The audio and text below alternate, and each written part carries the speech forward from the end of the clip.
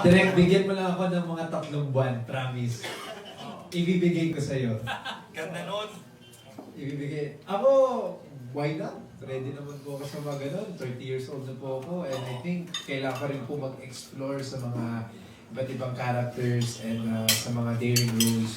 Diba? Eh, tagal-tagal ko na rin hindi nagagawa po yun eh. Lagi na lang pa-tweetums and and sana makagawa rin ako nun. And gusto ko gumawa nun na maging director ko po talaga si Direk Louie Ignacio, wala nang iba. Po yung ibinigay sa akin ng pagkakataon na magkaroon ng solo movie.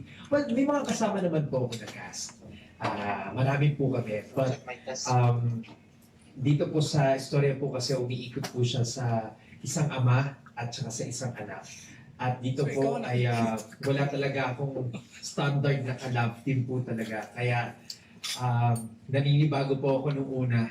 Bago po namin gawin itong Papa Mascot, gusto ko maamoy ka ng mga tao sa screen.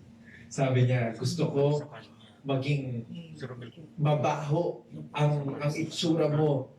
Yung bang kahit na hindi ka, makikita ka pa lang ng mga viewers sa screen, nababahuan na sila sa'yo. Sabi ni Direk Louie, tinandaan ko yun, sabi ko, paano mo gagawin yun?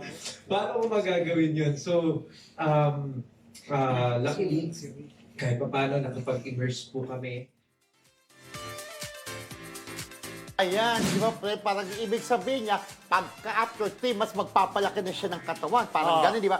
At ready na siya magpakita, mag-topless, o may abs. Kaya lang, kaya niya kayong butt exposure. Sabi Sabi niya, niya, makinis ang kaya puwet. niya, kaya niya. Oo nga, ayan. Sabi nga niya, 30 years old na siya. Pero So, mukhang pwede hindi na. 30 ha, in Oo, in fairness sa fairness sa kanya. kanya. Di ba, gwapo pa rin ni Ken Chan. Correct. Ayan,